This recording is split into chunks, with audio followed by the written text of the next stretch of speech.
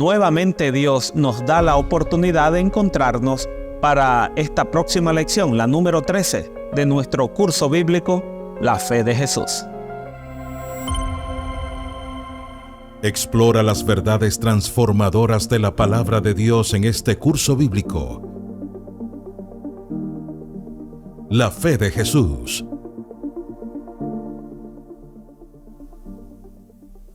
La muerte se compara a un sueño. Así como después de un arduo trabajo viene el sueño reparador, después de una larga vida y llena de trabajos, Dios concede un merecido sueño de descanso. Juan 11, del 11 al 14. ¿Qué pasa cuando morimos? ¿Realmente sabe algo los que mueren? Lo que la Biblia enseña acerca de la muerte. Pregunta número 1. ¿Quién creó al hombre y a la mujer? Génesis 1:27. Y creó Dios al hombre a imagen de Dios los creó. Varón y hembra los creó. Entonces, ¿quién los creó? Dios es el creador del ser humano. Pregunta número 2. ¿A qué compara Jesús la muerte? Juan 11, del 11 al 13 dice: Dicho esto les dijo: Después, nuestro amigo Lázaro duerme, mas voy para despertarle. Dijeron entonces sus discípulos: Señor, si duerme, sanará. Pero Jesús decía esto de la muerte de Lázaro, y ellos pensaban que hablaba del reposar del sueño. Entonces Jesús comparó a la muerte como un sueño. ¿Saben algo los muertos?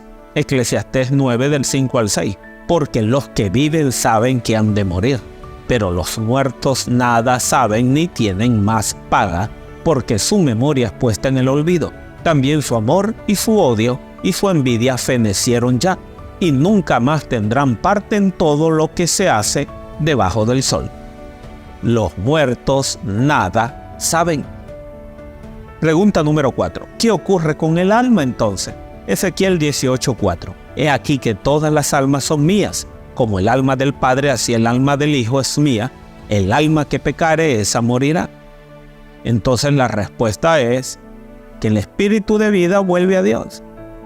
Pregunta número 5. ¿En qué momento recibiremos la inmortalidad o ya somos inmortales? Primera de Corintios 15, 52 al 53. En un momento, en un abrir y cerrar de ojo, a la final trompeta, porque se tocará la trompeta y los muertos serán resucitados incorruptibles y nosotros seremos transformados, porque es necesario que esto corruptible se vista de incorrupción y esto mortal se vista de inmortalidad.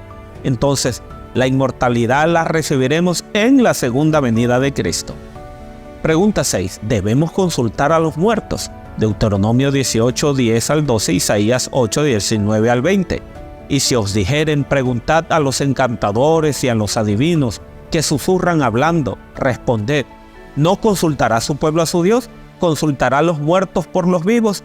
A la ley y al testimonio. Si no dijeren conforme a esto, es porque no les ha amanecido. Entonces, ¿debemos consultarlo? No. Por lo tanto, ¿qué debemos hacer? Consolarnos con la esperanza de la resurrección. Primera de Tesalonicenses 4, del 13 al 18. Tampoco queremos, hermanos, que ignoréis acerca de los que duermen, para que no os entristezcáis como los otros que no tienen esperanza. Porque si creemos que Jesús murió y resucitó, así también traerá a Dios con Jesús a los que durmieron en él. Por lo cual os decimos esto en palabra del Señor, que nosotros que vivimos, que habremos quedado hasta la venida del Señor, no precederemos a los que durmieron. Porque el Señor mismo, con voz de mando, con voz de arcángel y con trompeta de Dios, descenderá del cielo, y los muertos en Cristo resucitarán primero. Luego nosotros los que vivimos, los que hayamos quedado, seremos arrebatados juntamente con ellos en las nubes para recibir al Señor en el aire, y así estaremos siempre con el Señor. Por tanto, alentaos los unos a los otros con estas palabras: creer que Jesús me resucitará. Juan 11:25. Le dijo Jesús: yo soy la resurrección y la vida. El que cree en mí, aunque esté muerto, vivirá. Número 3. Perseverar hasta alcanzar la inmortalidad que Dios nos dará. Romanos 2:7. Vida eterna los que perseverando en bien hacer, buscan gloria y honra e inmortalidad. El proceso de creación para dar vida involucra la unión de dos materias, sin vida en sí mismas, el polvo de la tierra y el aliento de Dios. Hay que señalar que el aliento de Dios produce vida, pero no vive conscientemente por sí solo separado del cuerpo. Polvo de la tierra. La muerte se define como lo opuesto al crecimiento biológico, la cesación de la vida. Vemos como en la muerte no hay vida, ni aún una forma distinta de ella. El proceso de la muerte es exactamente inverso al proceso de la vida, y el polvo vuelve a la tierra como era, y el espíritu vuelve a Dios que lo dio, pero ese espíritu es el poder de Dios de dar vida, no es algo que anda volando por allí. Los que creen, como bien dice la Biblia, que existe una resurrección de los muertos y a su vez creen que el alma es inmortal, entrarán en una gran contradicción, pues entonces, ¿para qué es necesaria una resurrección de los muertos si nunca los que murieron estuvieron muertos? ¿Qué es lo que Dios viene a buscar en ocasión de su segunda venida si muchos afirman que el que muere no está realmente muerto? Contradictorio, ¿no?